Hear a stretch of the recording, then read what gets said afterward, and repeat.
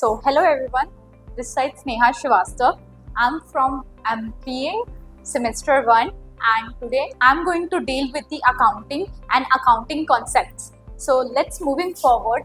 Today first we will look at the agendas. What are the agenda we are having today? So, accounting definition, accounting process and the accounting principle we are going to deal with, and first we will understand about the accounting. So accounting is the process of recording, classifying, summarizing and interpreting of the financial transactions.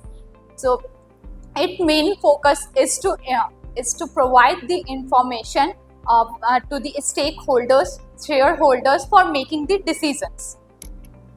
Now we are moving forward with the classifications of accounting. Classification of accounting consists of recording, classifying, summarizing and interpreting.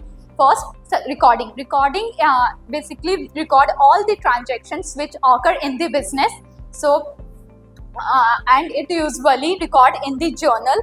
And then classification. Classification is when we are record all the transaction, then we will shorted into the small groups. So and we usually use the ledger for the classification, and then we will summarize it. We will summarize all the transaction into the three forms, like trial balance, the profit and loss account, and the financial statement recorded in the balance sheet. So and then after that, after summarizing, then we will record, then we will interpret those data to the stakeholders and the shareholders. Moving forward with this, principles of accounting. So principles of we are going to deal with the main principles of accounting. So our main principles of accounting is include the business entity principle. Business entity principle, it indicates that the business owners and the individual who open that company, both are different and their transactions are recorded separately. Then money measurement principle. Money measurement principle record all the transactions in the monetary form which are held in the company. So and then going concern principle. Going concern principle is the principle which indicate that the company is is continuous and it will be run in the future.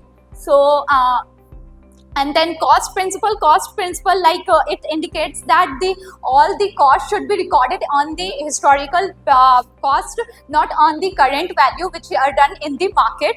And then dual aspect principle. Dual aspect principles, it indicates that every transaction has two effects or two sides of its affect two sides of transactions. The first one is the debits and the second one is the credit.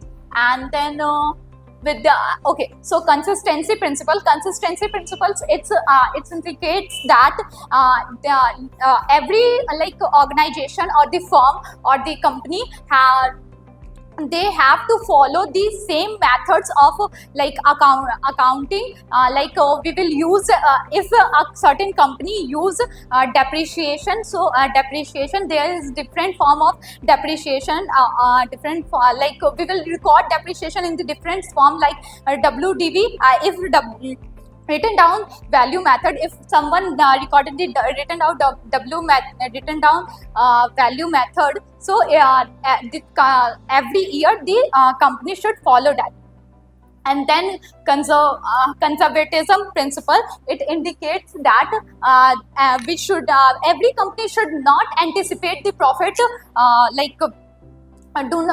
every company should not anticipate profit, but it should be anticipate each and every losses which may occur in the future.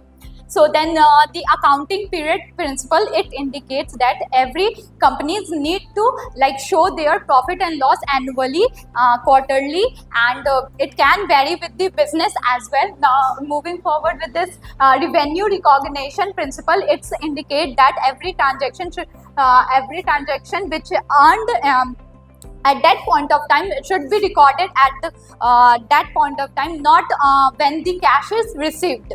So and then matching principle, it shows that expenses should be matched with the revenue which are earned by the business. And then full disclosure principle. Full disclosure principle should it shows that every business should fully disclose to their all the information or all the materialistic information to their shareholders and stakeholders. That's all. Thank you.